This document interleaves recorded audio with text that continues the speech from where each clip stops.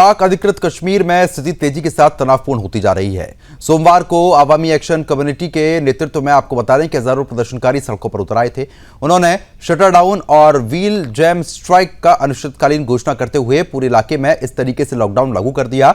यह आंदोलन अचानक नहीं बल्कि वर्षों से जारी असंतोष का ही नतीजा है। फंडामेंटल राइट्स की लगातार अनदेखी और आर्थिक उपेक्षा ने पीओके की जनता को अब सड़कों पर उतारने के लिए मजबूर कर दिया है। एएसी और स्थायी प्रशासन के बीच आपको बता दें कि हाल ही में कुछ दौर की बातचीत हुई थी, लेकिन जब ये बातचीत नाकाम हो गई तो प्रदर्शन और ज्यादा उग्र हो गया। एएसी ने स्पष्ट कर दिया कि अब वे हक को लेकर ही दम लेंगे। प्रदर्शनकारियों का यह आरोप है कि उन्हें हमेशा पाकिस्तान सरकार द्वारा हाशिए पर रखा गया, ना तो रोजगार मिला, ना आधारभूत सुविधाएं और ना ही राजनीतिक भागीदारी। एएसी नेताओं का यह कहना है कि सरकार केवल कागजों पर विकास दिखाती है, जबकि जमीनी सच्चाई बहुत अलग है।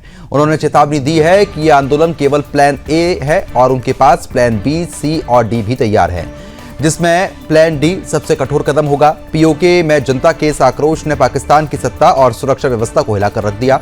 27 सितंबर को जब एएसी ने अपने आंदोलन का विस्तार किया तो पाकिस्तान की सेना और पैरामिलिट्री फोर्सेस ने कई शहरों में फ्लैग मार्च किया।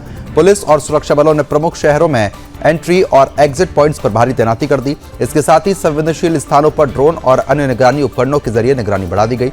हालांकि अब तक पाकिस्तान सरकार ने स्पष्ट मामलों में कोई स्पष्ट रणनीति या प्रतिक्रिया नहीं दी है। पीओके में ये पहली बार नहीं है जब जनता भड़की हो। जून 2025 में गिलगिट बल्तिस्तान के हजारों लोगों ने आपको बताने कि हाईवे को जाम कर दिया था। ये वही हाईवे है जो चीन पाकिस्तान आर्थिक गलियारे का महत्वपूर्ण हिस्सा है और इस्लामाबाद को बीजिंग से जोड़ता है। मई 2025 में भी एक प्रस्तावित बिल के खिलाफ बड़े स्तर पर आंदोलन हुआ था। उस बिल के तहत पाकिस्तान सरकार को जमीन और खनिज संसाधनों पर नियंत्रण देने की कोशिश की जा रही है, जिससे स्थायी लोग अपने संसाधनों में पूरी तरीके से उनसे कट जाते हैं। साथ ही बिजली की कटौती और महंगाई, बेरोजगारी लोगों के गुस्से का मुख्य कारण बनती हुई नजर भी आ रही है। पीओके में आपको बता दें कि एएसी द्वारा छेड़ा गया यह आंदोलन केवल घरेलू स्तर पर ही नहीं बल्कि अंतर्राष्ट्रीय स्तर पर भी पाकिस्तान के कटघरे में खड़ा कर सकता है। जहां पर एक और पाकिस्तान कश्मीर को लेकर अंतर्राष्ट्रीय मंचों पर मानवाधिकार की बात करता है, तो वहीं दूसरी ओर अपनी कब्जे वाली जमीन पर लोग मौलिक अधिकारों के लिए संघर्ष कर रहे हैं। एएसी का यह आंदोलन यह स्पष्ट रूप से बता देता है कि यह कोई 1-2 दिन का गुस्सा नहीं है बल्कि लंबी लड़ाई की शुरुआत है।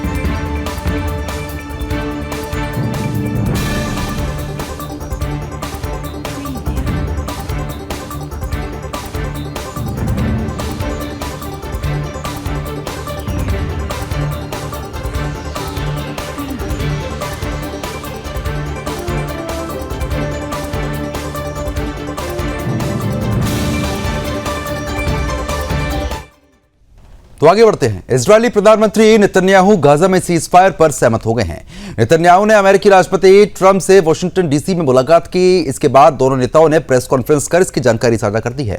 ट्रंप ने सीजफायर के लिए 20 पॉइंट्स का एक नया प्लान तैयार कर लिया है। ट्रंप ने यह कहा कि अगर हमास इस प्लान को नहीं मानता तो इजरायल के पास उसे खत्म करने का पूरा अधिकार है और अमेरिका इसमें साथ देगा। वहीं नेतन्याहू ने यह कहा कि गाजा में एक शांतिपूर्ण प्रशासन होगा, हमास के सभी हथियार हटाए जाएंगे और गाजा से इजरायल धीरे धीरे पीछे हटेगा। नेतन्याहू ने चेतावनी दी कि यह काम आसान या मुश्किल तरीके से होगा, लेकिन आपको बता रहे हैं कि इसे पूरा करना बहुत ज्यादा जरूरी है। अगर हमास इस प्लान को नहीं मानेगा तो इजरायल को खुद लगातार काम करना होगा। इधर हमास ने हथियार डालने से इनकार कर दिया। ये कहा कि हमें प्लान का औपचारिक प्रस्ताव नहीं मिला। वहीं फिलिस्तीन सरकार ने ट्रंप के प्लान का स्वागत किया है। ट्रंप ने प्रेस कॉन्फ्रेंस में बताया कि यह प्लान गाजा में युद्ध रोकना, सभी बंधकों को छोड़ना और गाजा में प्रशासन चलाने के लिए एक अस्थायी बोर्ड बनाने का प्रस्ताव है। इस बोर्ड की अध्यक्षता ट्रंप करेंगे और इसमें पूर्व ब्रिटिश प्रधानमंत्री टोनी भी होंगे। तुरंत युद्ध रोकना, इजरायल और हमास के बीच सहमति बनी तो गाजा में युद्ध तुरंत खत्म होगा, इजरायल पीछे हटेगा। सहमति से इजरायल अपनी सेना को धीरे धीरे गाजा से निकालेगा। भारत और भूटान के बीच पहली बार रेल सर्विस शुरू की जा रही है। भारत सरकार ने इसके लिए 2 रेल लाइनें बिछाने की घोषणा कर दी है।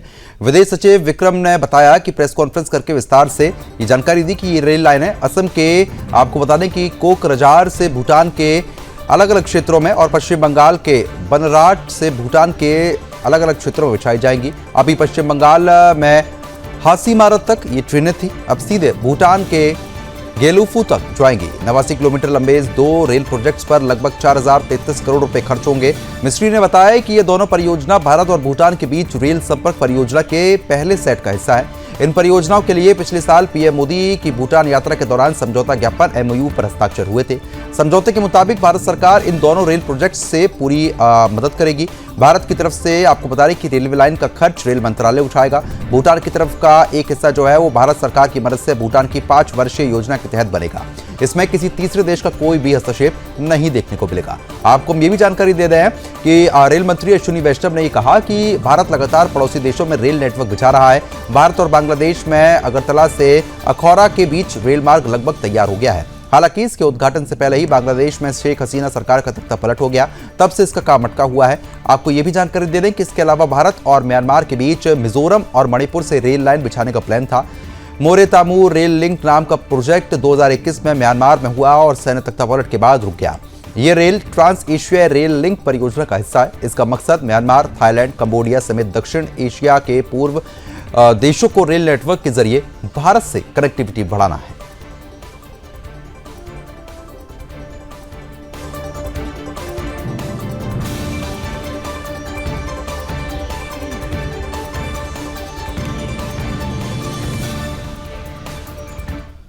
ट्रंप प्रशासन यूक्रेन को टॉमहॉक मिसाइलें देने पर लगातार विचार कर रहा है। अमेरिकी उपराष्ट्रपति जेडी वेंस ने रविवार को यह जानकारी साझा कर दी है। टॉमहॉक मिसाइलों की रेंज लगभग 2500 किलोमीटर होती है। अगर यूक्रेन को ये मिसाइलें मिलती हैं तो वो रूस की राजधानी मॉस्को को भी निशाना बहुत आराम से बना सकता है। वेंस ने कहा कि इस सौदे पर आखिरी फैसला अमेरिकी राष्ट्रपति ट्रंप ही लेंगे। उन्होंने कहा कि हम यूरोपीय देश की कई मांगों पर विचार कर रहे हैं। पिछले हफ्ते न्यूयॉर्क में UN महासभा के दौरान यूक्रेनी राष्ट्रपति जेलेंस्की ने अमेरिका से टॉमहॉक मिसाइलें देने की मांग की थी। जेलेंस्की का यह कहना है कि ये मिसाइलें शांति बनाने के लिए कोशिश हो रही हैं, लेकिन ट्रंप पहले यूक्रेन को लंबी दूरी की मिसाइलें देने के खिलाफ थे, लेकिन रूसी राष्ट्रपति पुतिन की शांति वार्ता से इनकार करने से वे नाराज हो गए। अमेरिका सीधे यूक्रेन को टॉमहॉक देने की बजाय नाटो देशों को बेच सकता है, जो फिर इन्हें यूक्रेन को दे सकते हैं। रूस ने वेंस की बयान पर कड़ा विरोध जता दिया। बता रहे हैं कि क्रेमलिन के प्रवक्ता दिमित्री ने कहा कि ये मिसाइलें युद्ध के मैदान में कोई बड़ा बदलाव नहीं लाएंगी, लेकिन सवाल यही है कि इसका निशाना अमेरिका तय करेगा या फिर यूक्रेन। रूस ने पहले ही कह दिया है कि उसके पास टॉमहॉक मिसाइलों को रोकने के लिए मजबूत एयर डिफेंस सिस्टम है। रूस की मिलिट्री एक्सपर्ट पूरी तरीके से आपको बताने की चेतावनी दे रहे हैं कि ट्रंप के इस फैसले से मॉस्को और वॉशिंगटन के रिश्ते और खराब हो जाएंगे। पुतिन पहले भी चेतावनी दे चुके हैं कि पश्चिमी हथियारों का इस्तेमाल रूस के खिलाफ करने को नाटो को सीधी उनकी भागीदारी मानी जाएगी। टॉमहॉक मिसाइलें यूक्रेन को रूस के अंदरूनी इलाकों में सैन्य ठिकाने यानी कि एयर डिफेंस सिस्टम और लॉजिस्टिक हब को निशाना बना सकती है। ये मिसाइलें यूक्रेन के मौजूदा एटॉमिक मिसाइलें 300 किलोमीटर रेंज वाली से कहीं ज्यादा दूर तक मार कर पाएंगी, लेकिन इन्हें चलाने के लिए खास लॉन्चर और ट्रेनिंग चाहिए। अमेरिका के पास कुछ पुराने टॉमहॉक लॉन्चर हैं जिन्हें यूक्रेन के लिए इस्तेमाल किया जा सकता है।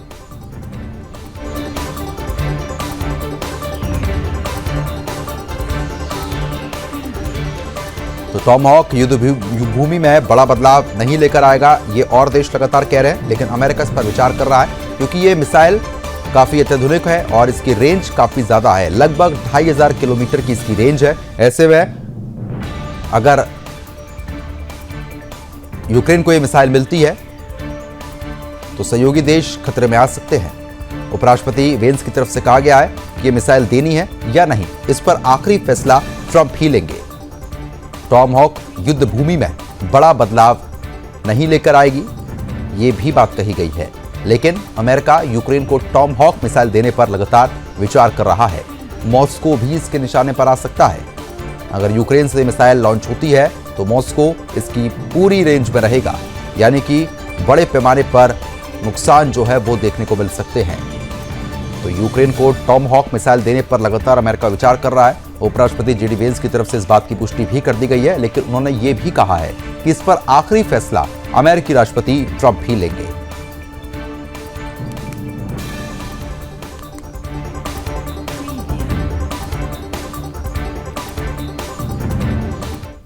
अमेरिकी H-1B वीजा की फीस बढ़ाकर $10 लाख करने के बाद अब ट्रंप प्रशासन इसमें और बदलाव की तैयारी लगातार कर रहा है।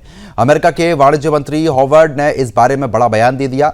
बता रहे उन्होंने कहा है कि फरवरी में लगभग $1 लाख का शुल्क लागू होने से पहले ही H-1B वीजा प्रक्रिया में महत्वपूर्ण बदलाव होंगे। अमेरिकी मंत्री ने मौजूदा वीजा प्रक्रिया को बिल्कुल गलत बताया, जिसके तहत कम वेतन वाले IT प्रोफेशनल को अमेरिकी नौकरी करने और अपने परिवारों को लाने की अनुमति है।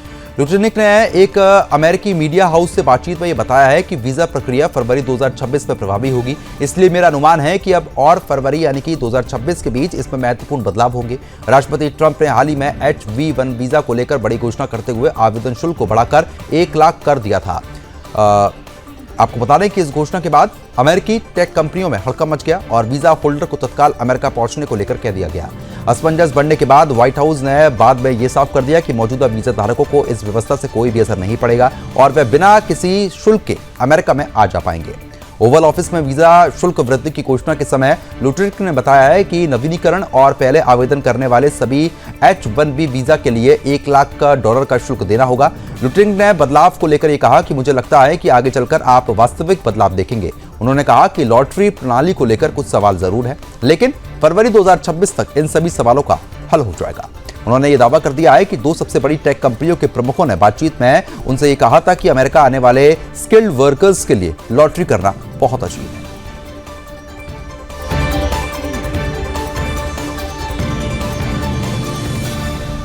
तो H-1B वीजा में एक बार फिर से बदलाव होने की गुंजाइश जो है वो साफ तौर पर नजर भी आ रही है।